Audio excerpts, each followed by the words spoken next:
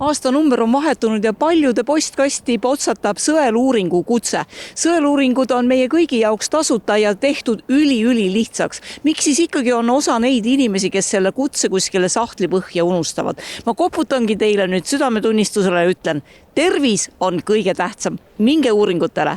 Meil on 3 sõeluuringut, rinnavähi sõeluuringule me ootame naisi, kes on vanuses 50–74 iga 2 aasta tagant. Siis on meil emakakaelavähi sõeluuring, see algab 30-aastaselt ja iga 5 aasta tagant, kuni inimene saab 65.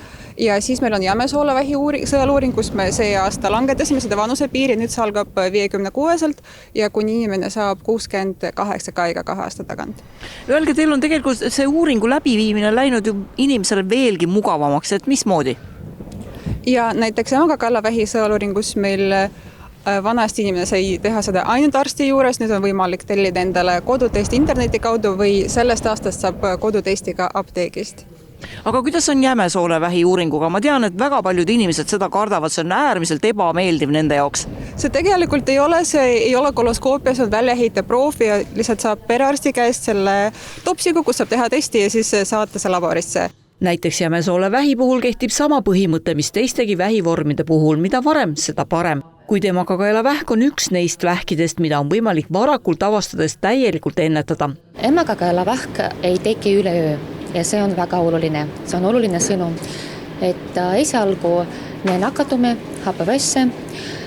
Umbes läheb 10-15 aastat enne, kui tekib emakakaelavähk, aga enne seda tekivad ka emakakaela limaskestel rakkudes muutused. Kui on tegemist väga varase vähiga või vähieelse muutusega, siis ravi on väga efektiivne, väga lihtne ja väga kiire. Ma ütleks, et umbes 99% inimestest saavad terveks. Kui on tegemist juba 3.-4. staadiumiga, siis kui vähk on haaranud ka teisi naaberorganeid, siis 5 aasta elulemuse protsent langeb lausa 50-ni.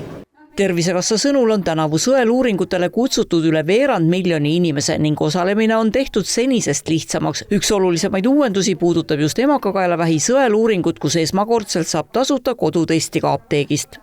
Juhul kui naine ei saa tulla tervishoiuasutuse mingil põhjusel, siis ta saab teha seda HPV kodutesti ise kodus. See on väga lihtne, siin ei ole midagi keerulist. Kodutestist te leiate sellega sarnast katsuti, et te teete ta lahti ja siis te hoiate, seal on kindlasti märk, kus kohas peab hoidma. Viite ta tuppe sisse, keerate 10-30 sekundit ja panete tagasi katsuti sisse. Oluline, et ei puutu mitte midagi muud. Pärast see katsuti läheb ümbrikusse ja postiga laborisse. Paari nädala jooksul te teate vastust. Ka armastatud näitlejanna Anne Veesar tunnistab, et hirm võib panna ka teadliku inimese uuringut edasi lükkama. Just täpselt nii ta toimiski, kuni puusaoperatsiooni tõttu tuli tal kõik uuringud ära teha. Nüüd ta enam sõeluuringut edasi ei lükkaks. Kui mul on võimalik Tervisekassa toetusel nii-öelda tasuta saada enda tervise kohta informatsiooni, miks ma seda ei kasuta siis?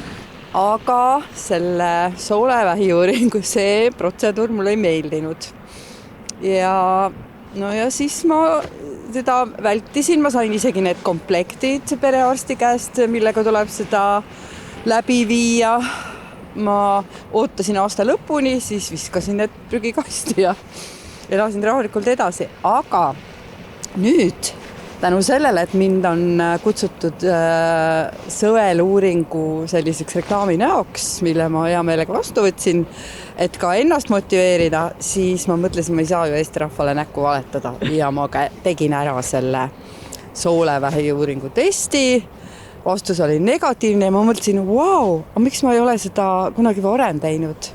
Anne Veesar tunnistab ausalt, et hirm vastuste ees on põhjus, miks paljud uuringutele ei jõua. Just sellele kõhklusele püüab Tervisekassa ka tänavu vastata. Miks on sõeluuringutele osalemine oluline ka siis, kui enesetunne on hea ja midagi justkui ei vaeva?